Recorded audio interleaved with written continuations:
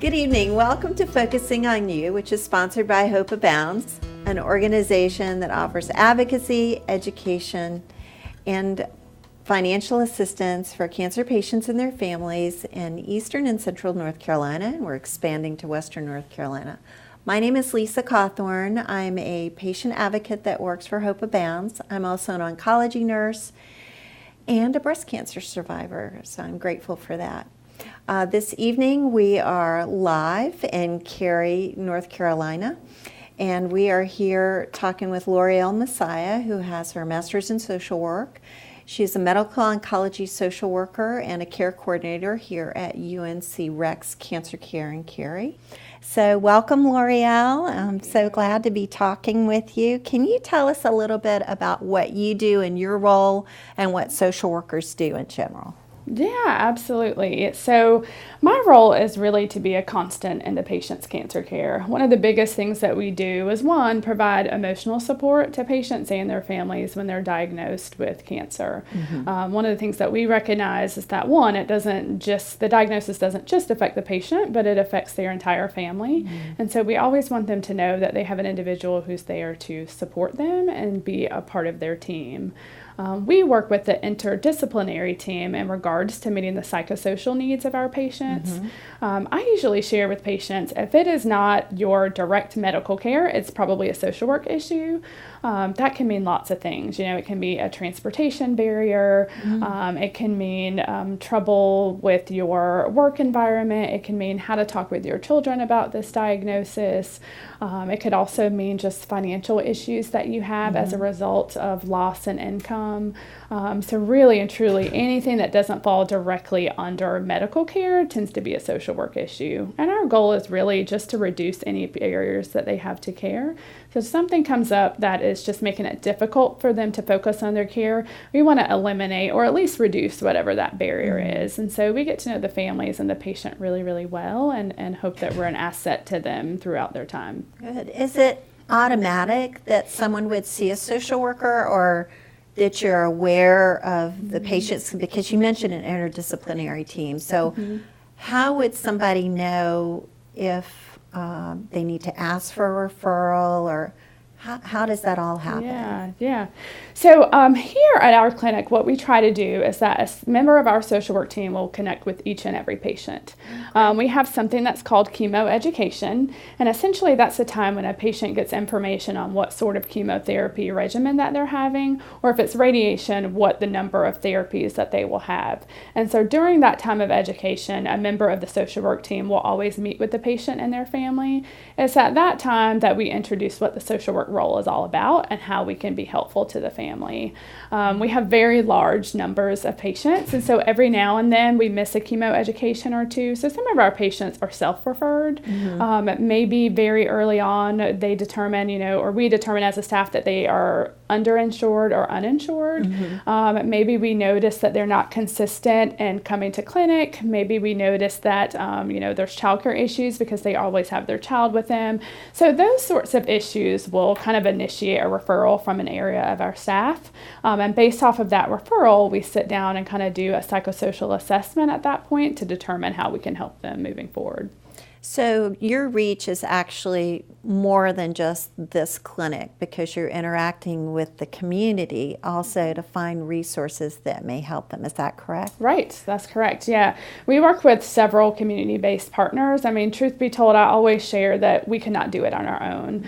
Mm-hmm. REX has an excellent program to help our patients, but also it really takes the community to get involved, because from a resource standpoint, so many of our patients are in need, and there's no one organization that would be able to provide all of the needs that they have. So yeah, we work with a lot of community-based organizations as well. Great. Well, switching gears a little bit, because it's November. We're heading toward big holiday season of Thanksgiving and Christmas and New Year's, and I know sometimes roles change. People may not feel well during the holidays, and on top of maybe having these certain feelings associated with the cancer diagnosis, now we're throwing in the holidays and maybe additional family members asking you questions or wondering why you're acting the way you are or not acting the way you are. What are some of the sort of the feelings that you talk about with patients that may happen during the holidays or otherwise? Yeah. So I would say one, anything that you have going on in your life at that point in time of a cancer diagnosis, typically that feeling is increased at the point of diagnosis. So what I always share with patients is that cancer can happen to anyone at any point in time. So whatever is kind of already a challenge for you or an issue in your life is quite frankly heightened at the time that you have a cancer diagnosis. And so some of those things are just, anxiety, depression, issues with family members, employment issues, financial issues, just sadness overall, feeling overwhelmed. And I think that happens around the holidays, but it also just happens in general when there's a cancer diagnosis. Right. I find that what a lot of patients have shared with me is that during the holidays, maybe they're already feeling a little bit isolated from the people that they love and care about. Because for one, a lot of family members, a lot of friends, coworkers, unless they have been through it themselves, oftentimes they just don't know what it feels like to be a patient. And so there's a level of isolation and separation already. And during the holidays, everyone is kind of going out doing their thing, shopping, going to parties, having fun. And the patient may not be feeling well enough to engage in those things. And so oftentimes it increases that isolation. And so it can essentially mean a little bit more depression, a little bit more sadness, a little bit more feeling isolated. And so I hear a lot of that with our patients as well. I would say just in general, feeling stressed out and overwhelmed. I think for all of us, the holidays is just a stressful time, running out trying to buy gifts, financially feeling like you have to give and spend money to show people that you care. And for a lot of our patients, there's already a very high financial commitment to their cancer care. And so combine that with I have to find gifts for my family and my friends, and I have to do the gift exchange at work. Those sort of commitments, while for most of us might sound really fun and exciting, for our patients, one, it can be a financial challenge, and two, it just overall is overwhelming and stressful for them. And so those can be a lot of the hardships that they face also. I think just feeling like you have to be committed to each thing that someone asks you to engage in, parties, events. Oftentimes people have visitors come to their home. And so feeling that obligation to get the house ready, to clean up, to cook, that sort of thing. A lot of us have those visitors during the holidays, and it can be really stressful to prepare for those visitors as well. So I think we just find an overall feeling of just being overwhelmed and stressed out as a common theme. So I like the way that you sort of say whatever we started with, maybe in our lives in general, cancer enhances those feelings, and especially around the holidays. So if we focused maybe on, you're saying one thing is recognition, to recognize that this is going to happen for most people. What are some strategies, for instance, with dealing with the blues or being sad or depressed around the holidays? What are some things that you talk to folks about on ways that they can feel a little better? Yeah. So I think lots of different things work for different people. When I talk about this, my mind goes straight to kind of coping mechanisms and how do we all cope. I share with our patients, everybody has a time in life where they have to find a way to cope. If you and I sit and think about a difficult, challenging time in our life, chances are we're here today because we got through it, right? And so our thoughts are kind of, how did we manage to get through that? What were the support areas in our lives? How did we manage that? Everyone has to find a way to do that. And so one, I don't think there's any right or wrong way to cope. I think there's healthy and unhealthy, and obviously we very much promote the healthy ways of coping. I ask patients, what has helped you cope in the past? When you were feeling down or blue in some way, what has really helped you in the past? Because again, everyone has had to get through something in their life. And so my role is generally not so much to tell them how do they cope and get through that, but just to kind of help them walk through what can help me this time, what has been successful before, and how do I re-engage in those healthy coping mechanisms. And chances are most people can figure out those ways on their own as they walk through that process with me. I will share that overall, one, what is really helpful is just tapping into your support systems. I am an excellent complement to patients' family and their friends, but by no means, a person that takes over that role. And so what's generally helpful to patients is one, connecting with the people that love and care for them. Who's involved in your care, who loves you and cares about you, that wants to be there for you. And are you allowing those individuals to be there for you? I think with a lot of our patients, especially kind of the head of household, the matriarch in the family, it's hard to give up those roles. And so one of the things that I talk with a lot of our patients about when they're feeling down or they're feeling overwhelmed is, who would like to be responsible for some of these things for you? Most people can name a few people, and I kind of will ask, have you allowed them to be responsible for that for you? And 50% of the time, it's a no. And so part of that is walking through, how do you give yourself permission to let go of some of this? How do you find a way to say it's okay to give that responsibility to someone else so that you're not so stressed out? To adjust a little bit. Yeah, kind of what you were talking about before, those roles, role reversal, and how do you allow someone else to take over a role that you're really used to? Because that can be really freeing, and it can offer some time for you to just really focus on self-care. That's incredibly important. I have to share a story with you. Yeah. My mom, 88 years old, insisted on doing the Thanksgiving meal, which she would cook for 3 days, 3 days and nights practically, cook the meal and then collapse, and she couldn't enjoy the meal at all. Until finally I said to her, Mom, I will make your recipe. And you can coach me on how it should be more like your recipe if I don't do it right. So it became more of a participation so that she could let go of some of that, which, then it made her feel like, oh, it's still my recipe. I didn't introduce anything, too unusual. Right. Like Brussels sprouts and blue cheese, which is great for me, but for her, not so much. Not so much. Yeah, right. I like that. Right. Exactly. Right. And it sounds like you're just an incredible, loving family member to come up with something like that. Well, it took some work. Yeah. Yes. It took some work. I'm sure. Yeah. And then what about anxiety? I think depression is one thing, feeling down, feeling blue. Could you talk about anxiety a little bit, what that means to folks and how it affects them? Yeah. So anxiety, I think, especially in cancer care, is probably one of the most overwhelming feelings that our patients have, but likely probably one of the feelings that are underreported. One of those reasons is I think sometimes people just don't even acknowledge that feeling is there. When a cancer diagnosis happens, you're kind of going through the motions. And for a lot of our patients, they don't even physically realize that the anxiety is there until after things have kind of settled down and they're into treatment a few weeks. And then all of a sudden it hits them, wow, I have cancer. What do I do?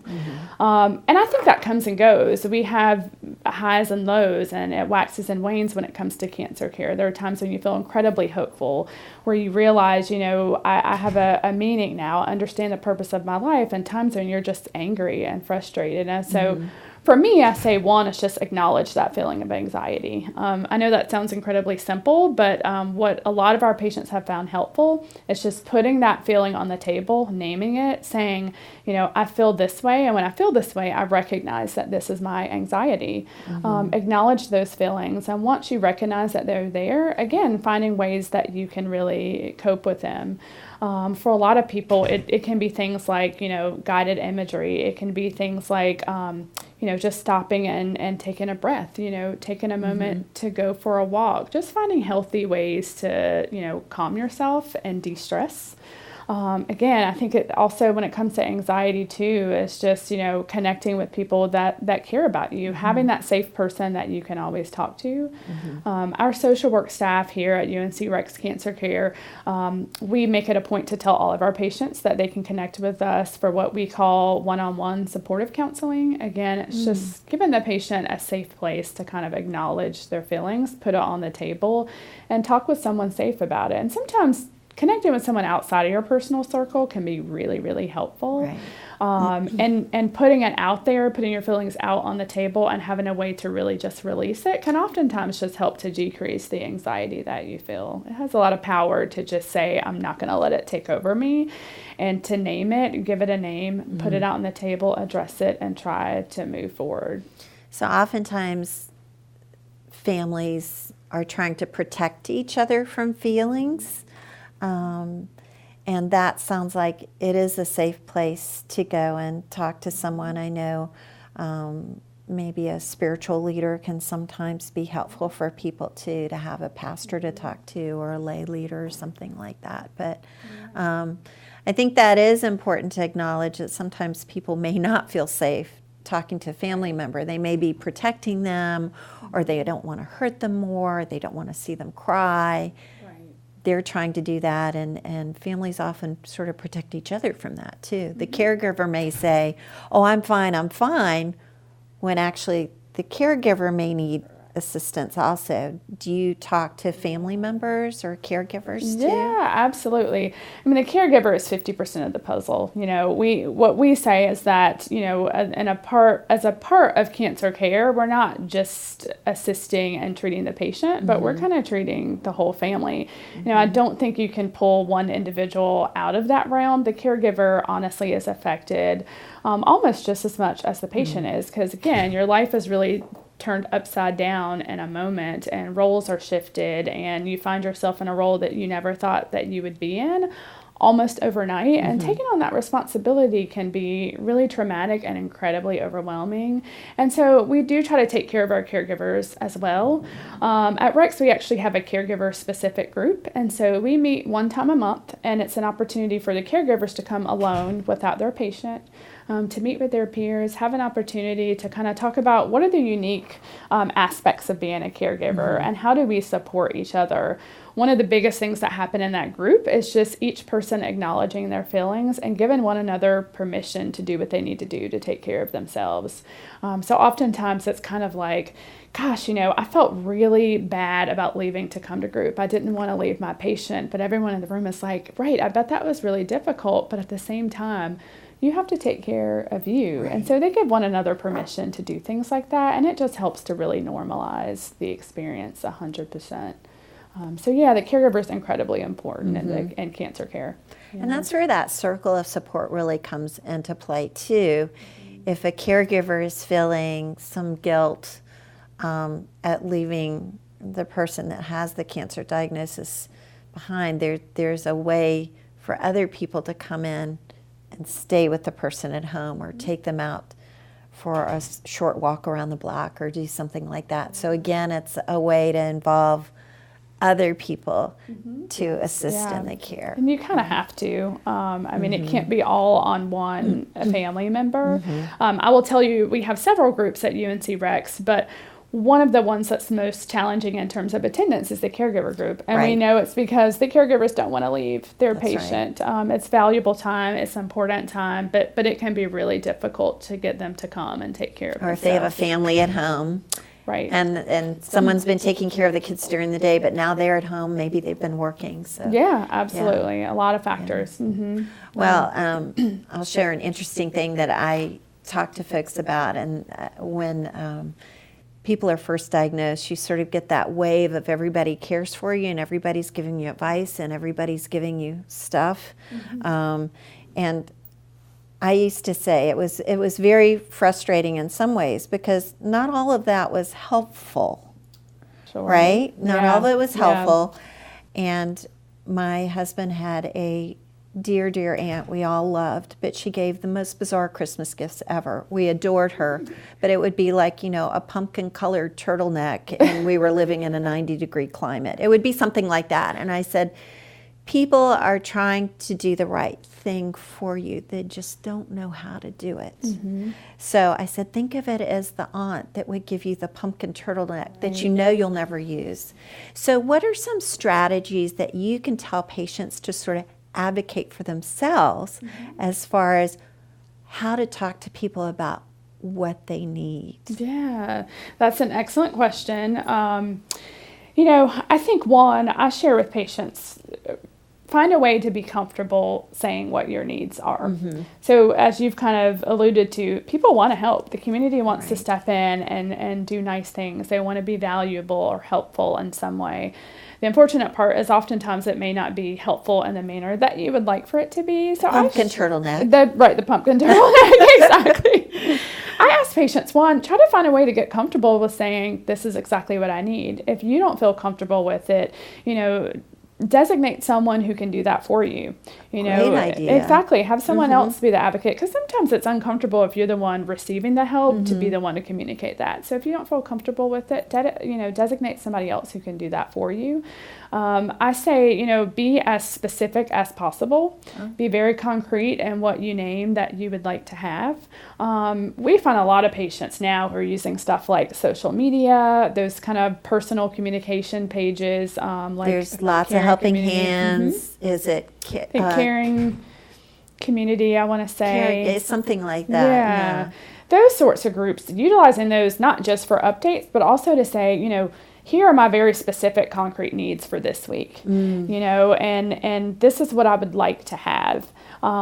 And again, designate someone to kind of coordinate who takes care of those. It would be an easy way for someone to sign up to cook a meal, or to come take care of some housekeeping items, or drive one of your children to school. And don't bring liver and onions unless you like that. Right, exactly. Say what you want. Say what you want. Say what you want. Right. So being able to kind of utilize resources like that are already out there, so that people can help you in a way that's really beneficial for you and your family. Yeah.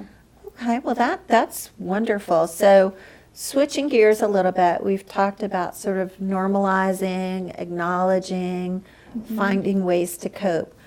Are there any danger signs or danger symptoms that you would say, this has reached a different level? Like, what do you look for, and what do you advise people to look for as far as depression or anxiety or other issues like that? So one, we expect a little of that. It is incredibly normal to feel, overwhelmed, to feel a little bit of anger, to be frustrated, to have guilt, loneliness, that sort of thing. We expect some of that, and as I kind of mentioned earlier, there's going to be some highs and lows. I share with our patients, generally speaking, pay attention to a trend. A lot of times this can be very circumstantial, those feelings of being blue or being depressed. It could be directly coordinated with, your cancer diagnosis that you recently received. It could be because you got, a scan back that wasn't as clear as you would like for it to be. It could be because, someone that you really love, maybe, as we talked about before, said something that was supposed to be helpful, but it was a little bit troubling to you. So you have to really pinpoint what was happening around that time. I share with patients, when you should feel concerned is when, one, this sort of feeling is coming in waves every single day. You do not get relief from those feelings of depression, sadness, anxiety. I like to ask patients, when you wake up out of bed, do you have this feeling? And if so, at some point in the day, does it go away? Are there things that you do to combat that where you start to feel better and perk up a little bit? If a patient is telling me, I wake up every single day with depression and sadness, it is difficult for me to get out of my bed in the morning. It's difficult for me to move forward with the activities and the responsibilities that I have for the day. If it is affecting your everyday and it's making it very difficult for you to move forward with your responsibilities, at that point, it's a bit troubling to me. If you cannot find any joy in some of the things that would normally bring you joy, that also is a bit troubling to me. But again, it can be so different for every patient. We like to establish a very, very close relationship with our patients so that they can self-report those symptoms to us, and so that when I ask, they're honest and they feel comfortable telling me or telling their physician. But again, what is most troubling is if it's a person who is having this feeling every day, they're not finding any relief, and really it's interfering with their day to day. And so I think when it comes to that point, we really want to know that. We ask that patients share that information with us. I think in terms of being able to address that, for a patient that is experiencing, a mild level of depression, it really can just be sitting down and doing those supportive counseling sessions with one of the members of the social work team. It can be going ahead and moving forward with, one of our support groups and connecting with your peers just to get some level of normalcy and talk with someone who's been in your shoes. But again, if it's that kind of high level of depression where they cannot get out of bed, where they cannot function, then as a treatment team, we start to talk about potential, ongoing outpatient therapy for that individual and possibly combined with medication management. just to normalize, it is so not uncommon for our patients to be on an antidepressant or an anti-anxiety medication. Quite frankly, these days, sometimes that's become the standard of care. Again, as we talked about earlier, cancer can happen to anyone. So it can happen to someone who already battles depression. And if you put cancer on top of it, those That's sorts right. of feelings are heightened greatly. And so we want patients to know you do not have to go through this feeling this way every single day. A lot of these medications, even for short periods of time, can really help to decrease those feelings of depression and anxiety. And our patients typically do not need to be on them long term. They may just need to be on it during the time that they're in treatment. They may need it a little bit after treatment, but in general, it doesn't become a standard practice in their life, but it is helpful during this time. So that's important to remember too. I think that sometimes there's a stigma attached with going on medication. And what you're saying is, use the medication during this time, do some talk therapy, get your support, and it should only be temporary. Right. Yeah. Right. Yeah. So you mentioned sort of not finding the joy in life, not being able to do the things that they're supposed to do during the day. What about things like sleep habits, eating, nutrition? What do you see as far as that goes? Yeah, so I think one, in terms of sleep and eating, it's interesting because when there's a cancer diagnosis, most patients' initial reaction is, oh my gosh, I have to change my diet. I need to start eating incredibly healthy. I have to take care of myself. And that's fantastic. That's what we want out of our patients. The truth is in the middle of treatment, sometimes it can be hard to do that. A lot of our patients, their taste buds change. Things that they really, really enjoyed are not so much enjoyable right now. And so we try to share with our patients, eat what you can. Try to be as healthy as you can be, but acknowledge and recognize that during this point in time, this is not the time to get yourself on a strict, certain number of calories a day diet. Eat the best way that you know how, but take pleasure and enjoying the things that taste good that you can actually tolerate right now. I'll say during the holidays when it comes to diet, though, that's the hardest time for all of us, probably. There's so many parties. There's so many, really good baskets of food that come through our office even. I mean, patients are incredibly generous during the holidays, and there's all types of stuff left in the break room. But I would say finding a balance is really good, so not always focusing on the goodies and the treats that have come for the holidays, having a good staple meal if you can. And then if you enjoy, a piece of candy or a piece of cake, that's okay. But again, just trying to find that balance is important. I think sleep habits are obviously affected. I think a lot of that has to do with just, again, that anxiety and that depression. And the medications sometimes will do that. Oh, yeah. If people are on steroids, it keeps you awake and wired, Absolutely. and that's hard to deal with. Yeah. And a lot of times, unfortunately, the steroid tends to react the most at night, the time that you would like to be sleeping. You can't sleep. So people are up vacuuming and cooking and things like that in the middle of the night, which will definitely, disturb your sleep patterns. But I think, again, practicing some of those self-care routines, finding ways that you can find a way to really calm yourself down and release. A lot of my patients have mentioned things like, one, putting away your cell phone when you get in bed, really recognizing that at the point that you're in your bedroom and you're in your bed, you should not be engaging in activities that are going to keep you alert and awake. So putting your iPads up, not sitting in bed, typing away, sending emails on your laptop, putting your cell phone up, finding something relaxing, even not watching TV, something about the interaction with the TV, a program that's on that you really enjoy. Like an old-fashioned book. Maybe. Yes, and that's exactly what I was going to suggest. Reading a good book, turning on some music that you really enjoy, making sure that the lights are dim, really just things that are going to help relax you, but try not to make it a habit to be engaging in things that are going to keep you alert and awake can be really helpful. And in the end, the truth is exactly what you've said. If your medication's keeping you up and it's more of a clinical thing and it's not your self-care habits, some of it is always just communicating with your physician. How do we combat this? Can we get rid of the steroids? Can we reduce them? Oftentimes there are ways that the providers can actually help to change your treatment plan a bit so that you get some relief. But again, all of that just takes being very open, communicating as best you can, because oftentimes we just don't know what you're dealing with at home. So when you say a treatment team, I want to go back to that. You talk about an interdisciplinary team, which I know what that means. But can you explain who's on the team or who could be on the team when a patient has a cancer diagnosis? So the interdisciplinary team can look different in different settings. Primarily speaking, that team consists of all the individuals that are housed in your clinic or your hospital setting who are going to be a major part of your care, from the medical side of things to the emotional health and well-being to education. Here in our clinic, generally the individuals that are included are your physician, your nurse, your medical oncology social worker. Usually there's a dietitian involved, a patient financial navigator. Let's see, who else?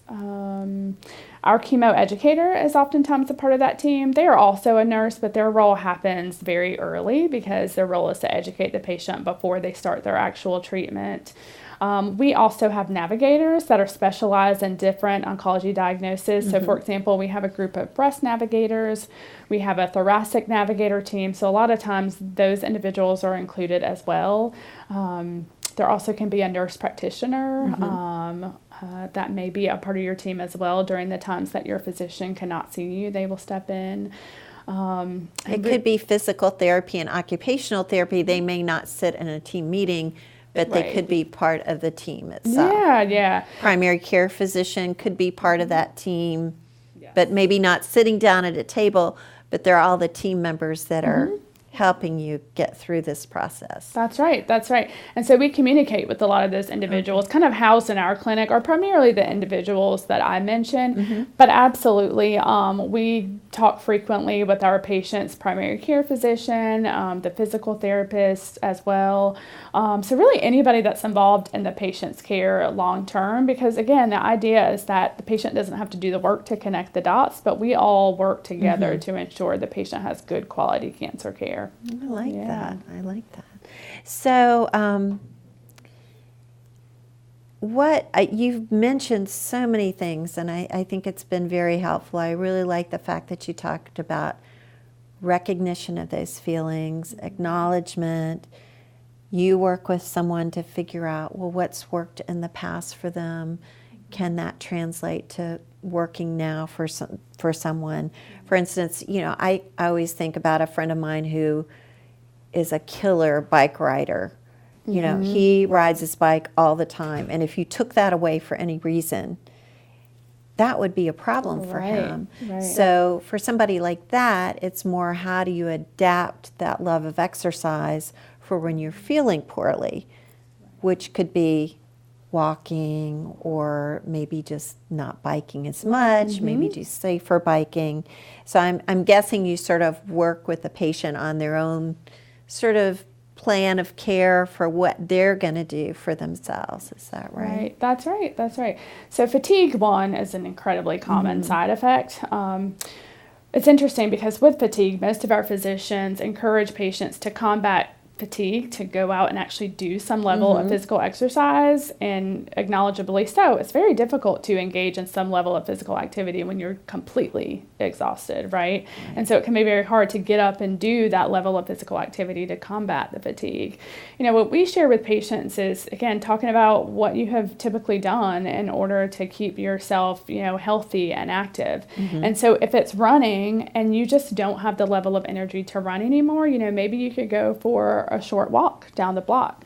But recognizing your limits, because again, we want our patients to be active. We want to help them find a way to combat that fatigue. But at the same time, we don't want them to overdo it.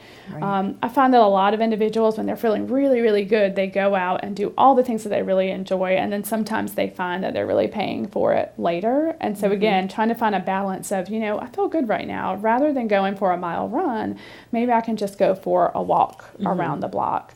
If you ride bikes and you're unable to do that right now, even if it is just, going with some friends and, walking to a place that you enjoy, or, you know, just spending time outdoors, a picnic, you know, it really and truly, even getting out and being amongst people and getting some fresh air, never underestimate that as well. And so, yeah, you do have to accommodate those sorts of things. You have to pay attention to your body. I find that a lot of our patients, when they get into survivorship and they're feeling really, really good, it's interesting some of the activities that they choose to engage in that have been really helpful for them, not just physically, but emotionally as well. I run a survivorship group, and I think each time I've done that group, we've had a dancer in each of those groups, and a new dancer, someone who has never danced before. And what I found is, one, it's incredibly healthy for them physically, but two, they talk about, you know, how much their self-esteem has grown since then, how their posture has straightened, and how just overall it makes them feel really, really good about themselves. And so, you know, having a life-altering situation like this pop up unexpectedly really oftentimes can lead people to really cool new things that they love and enjoy, that has become a part of their healthy lifestyle that they just never imagined, you know, they would engage in. So that's kind of neat to learn. Sort of a new opportunity. You've gone through this episode. Hopefully that's just going to be an episode in your life, although you are going to stay on a survivorship track for a long time, which is important, but it sounds like it becomes a new opportunity for some folks. Oh, absolutely. Yeah, people just find a new purpose, a new way of life. A lot of our volunteers are survivors themselves that just wanted to find a way to give back, that wanted to be a part of what we do. And what better place to be than to be at a place where you can help impact the lives of other cancer patients. We absolutely love to have survivors come and be involved in our volunteer program. And the other thing, for some folks that may live in more rural areas, or they may not be able to come to some of your live groups, which I always think it's incredibly important to come and get that support and be among people. But what are some ways that people can connect, maybe if they can't come in person? Are there websites or organizations, or are there things, you know, other than just coming to a support group that you would suggest for folks? Yeah. So nowadays, you know, technology has grown, and a lot of our young adult patients are incredibly savvy. And so what we find really helpful is kind of just utilizing the internet.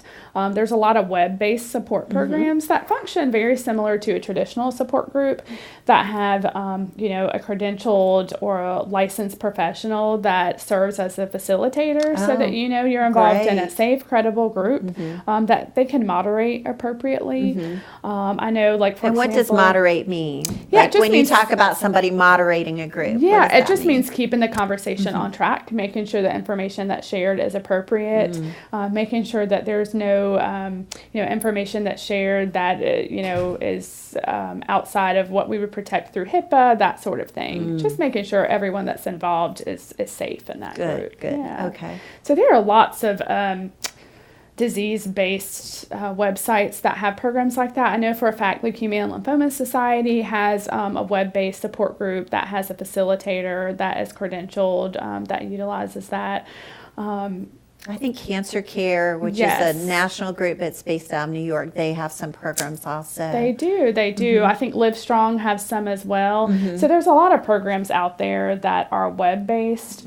I also encourage patients, you know, even if you were not treated at your local cancer center, connect with the social work staff or the support staff there and ask them, what are you doing in the community? And most cancer centers, you do not have to be treated there in order to participate in their survivorship or wellness programs. That's good to know. Yeah, so it's helpful just to go to the treatment center in your area and say, hey, what's available to me as a survivor? And more likely than not, there are programs that are already there that are in your community that you can engage with. There's a few community-based programs, like here in the Triangle area, we have a group called Cornucopia House. They, as a matter of fact, house kind of a well-rounded overall cancer survivorship program, from yoga to Reiki to guided imagery. So people could sort of try out some of those things to see whether or not they like them without investing a lot of money, and maybe they could try it for free. And yeah, usually the services are free. Yeah, so there's a lot out there. And again, From a social work perspective, even when our patients have completed their treatment, we encourage them, when you get into survivorship, call us. Call us if you want to know what's available. Oftentimes we will just do the research for them to make sure that they're connected in their community. That's great.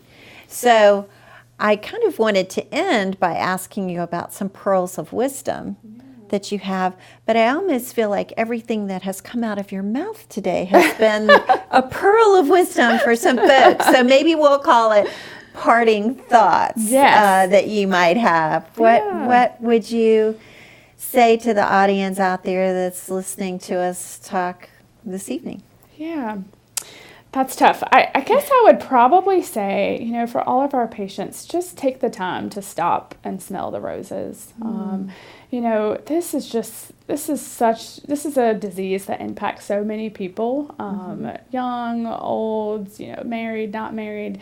And the truth of the matter is if you don't already know someone who's diagnosed, you likely will. That is true. And so I just say, be kind to yourself, stop and smell the roses, give yourself time to heal, give yourself time to be emotionally stable. I find that a lot of our patients just, after diagnosis, things completely fall apart, and I think everyone wants them to come back together again very rapidly. And it's unlikely that that's going to happen. Everything takes time. Oftentimes, life doesn't go completely back to normal, but similar to what we see in a lot of our groups, it just becomes that kind of new normal. And you just have to be kind to yourself. Give yourself time to heal emotionally and physically, and just be good to yourself because you deserve it. I like that. Yeah. It is. That's wonderful. So I wanted to thank you so much, Loreal, for all the pearls of wisdom that you've given everyone today.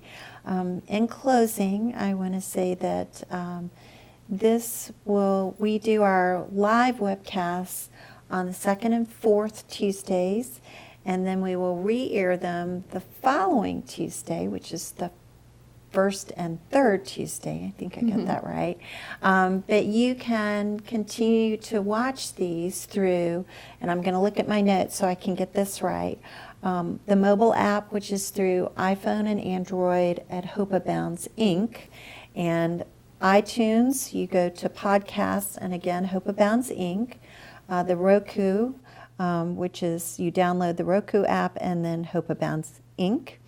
Our website is still hopeabounds.org, and you can watch the webcasts on that. And also on Facebook, you can watch them live. Hope Abounds, if I didn't say it at the beginning, I'll say it now. We provide advocacy for patients, financial assistance, and also education through these webcasts and other offerings. So what I would encourage you to check out our website. And we continue to post things on Facebook, so if you like us on Facebook, you'll get some notifications of that. And we will continue to focus on some issues surrounding the holidays, hopefully with some holiday food for our next webcast. I'll leave a little teaser there for you. And so good to have you with us, and thank you again, Loreal. Thank you. It was a pleasure. I appreciate it.